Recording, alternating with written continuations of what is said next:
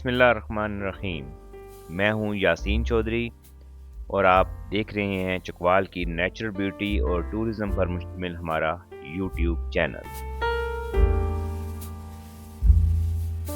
आज एक मरतबा फिर हम आपके लिए चकवाल की एक नई और इंतहाई खूबसूरत और बहुत बड़ी अट्रैक्शन नेचुरल ब्यूटी पहली दफ़ा लेकर आए हैं और इसके बारे में अभी इस जगह इस खूबसूरती के बारे में बहुत कम लोग जानते हैं।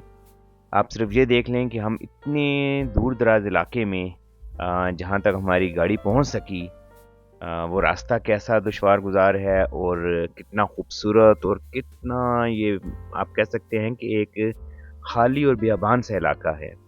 तो इसमें आज हम आपको दिखाएंगे एक पूरी चेन जिसमें आबशारें हैं और बल्कि आप यूँ कह लें कि आबशारों की एक पूरी एक लड़ी है जो बहुत बुलंदी से शुरू होती है और फिर मुख्तलिफ तालाब बनाते हुए कई जगह आबशारें क्रिएट करते हुए ये एक बहुत बड़ी झील में जाके ख़त्म होती है। इस जगह को मकामी लोग जो हैं वो पड़पाटी ढन का नाम देते हैं। ढन यहाँ पर पानी के तालाब को कहा जाता है और पड़पाटी का मतलब है कि बहुत बड़ी कोई चट्टान उसका खुल जाती है और उसके नीचे पानी का बहुत बड़ा तालाब बन जाता है। और इन जो तालाब देख रहे हैं इनके बारे में ये कहा जाता है कि इनकी गहराई बहुत गहरी है।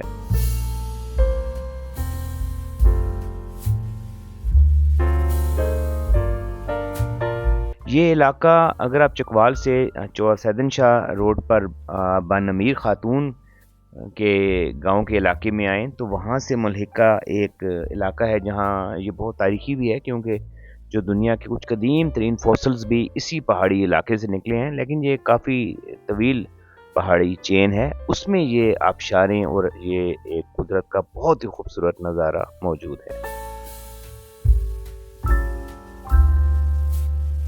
इस जगह पर बल्कि एग्जैक्टली इस जगह पर नहीं, इससे मुल्हका जगह पर जो पहाड़ हैं इसके बिल्कुल साथ, इन पर मुझे तकरीबन 30 साल कबल पहली मरतबा जाने का इत्तेफाक हुआ था। इंशाल्लाह आपसे वो खूबसूरती भी शेयर करेंगे।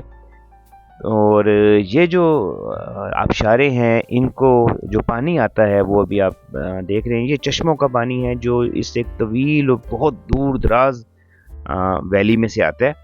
और ये आबशारें भी कई सालों से मुसलसल रवां दवा हैं और ये साल भर इनका पानी रवां रहता है। लेकिन मैं यहाँ ये बताता चलूँ कि ये चकवाल का एक बहुत दुश्वार गुजार, दूर दराज और हर किस्म की जंगली हयात से भरा हुआ ये इलाका है।